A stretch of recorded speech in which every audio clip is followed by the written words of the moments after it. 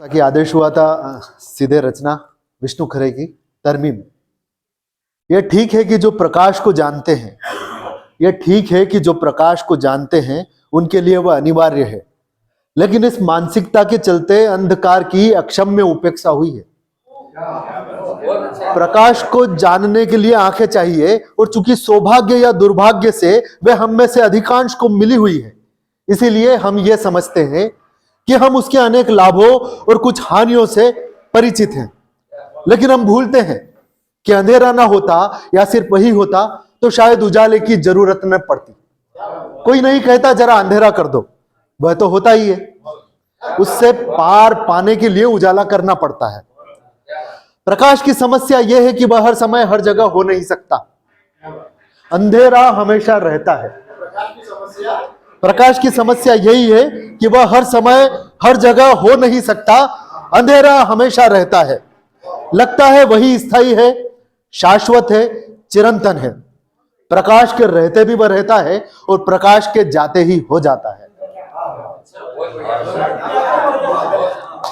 प्रकाश की गति 2,99,792.458 किलोमीटर प्रति सेकंड स्वीकृत हुई है, जबकि अंधकार की रफ्तार मापने की कल्पना किसी ने भी नहीं की।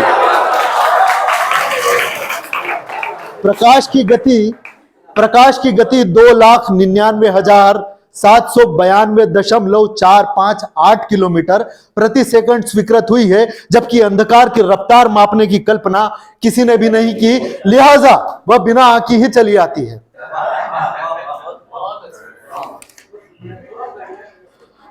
अंधकार मिट नहीं जाता प्रकाश के होने से। अंधकार मिट नहीं जाता प्रकाश के होने से, वह उससे भी तीव्र गति से कहीं और चला जाता है। या चालाक वह प्रकाश का रूप लेकर ही बना रहता है।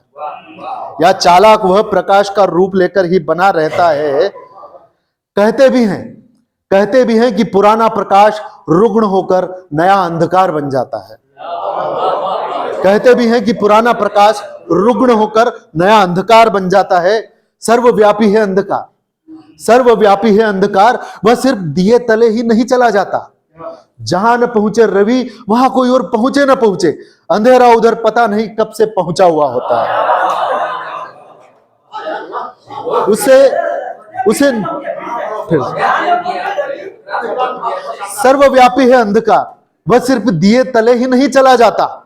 जहां न पहुंचे रवि वहां कोई और पहुंचे न पहुंचे, अंधेरा उधर पता नहीं कब से पहुंचा हुआ होता है।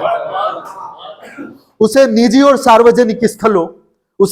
सार्वजनिक स्थलों, झोपड़ियों और अट्टालिकाओं, शरीरों और दिमागों, प्राथमिक शालाओं से लेकर विश्वविद्यालयों तक में पा सकते हो, कहे और छपे हुए शब्दों के बीच। मंदिरों, मस्जिदों, कलीसियाओं के भीतर और इर्द गिर्द, वेद, कुरान, इंजिल, तौरात, त्रिपिटक के शब्दों और उनकी व्याख्याओं में, राम, मूसा, बुद्ध, ईसा, मोहम्मद की जीवनियों में उसे देखा जा सकता है। उनके प्रकाश से वह कुछ मिटा, कुछ नहीं मिटा, बल्कि कभी कभी तो दोबारा हो गया। हम कहते भी हैं कि रोशनी कुछ मध्यम हो गई। अंधियारा कब मांद पड़ा है, उसे तो सुई की नोक बराबर गुंजाइश चाहिए कहीं भी बैठने के लिए। अंधियारा कब मांद पड़ा है, उसे तो सुई की नोक बराबर गुंजाइश चाहिए कहीं भी बैठने के लिए, फिर तो वो और जगह बना ही लेता है। प्रकाश के साथ दिक्कत यह है कि उसे सीधा चलना होता है। कल्पनातीत आकर्षण के बिना न वह झुक सकता है न मुड़ सकता है, जबकि अंधकार के साथ ऐसी कोई कठिनाई नहीं। वह असंभव तम स्थानों में अकल्पनीय आकारों में छिपा होता है, जिनका डोपलर सिद्धांत अभी खोजा जाना है।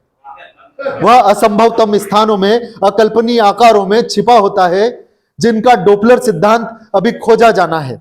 मैं नहीं जानता क्या कहते हैं Pythagoras, Vinci, Newton, Faraday, Planck, Einstein और अपने रामन और बोस।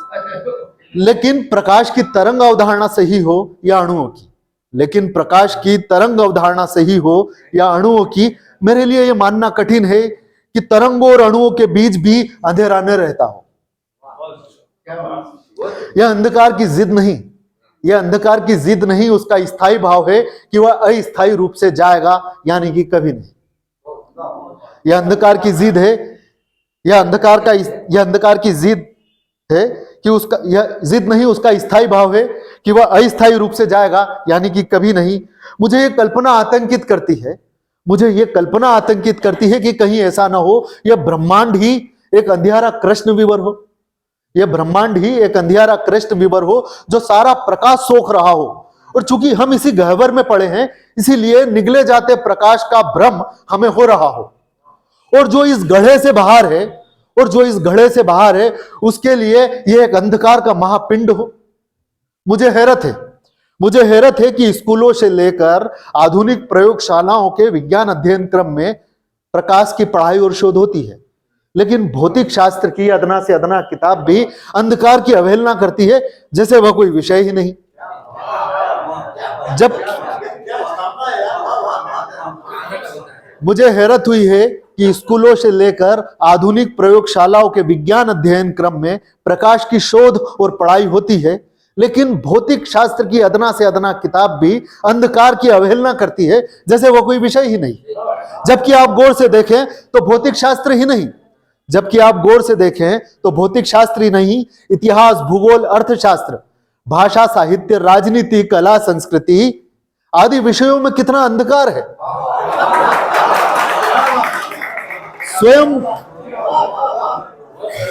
स्वयं विज्ञान में भी कहीं कहीं सूचना तकनीक, व्यापार प्रबंधन और तो और अंधेरा मिटाने वाले हर माध्यम में इतना पैठा है अंधकार कि कभी कभी लगता है मूल विषय वही है।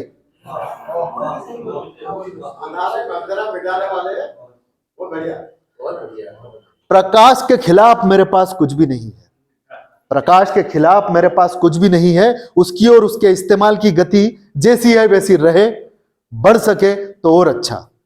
मेरा तुच्छ सा प्रस्ताव इतना सा है, मेरा तुच्छ सा प्रस्ताव इतना सा है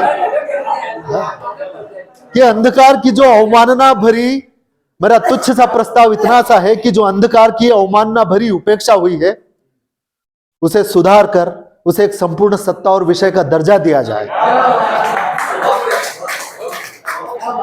उसे सुधार कर उसे एक संपूर्ण सत्ता और विषय का दर्जा दिया जाए। वह मिटे ना मिटे बात की बात है। धन्यवाद।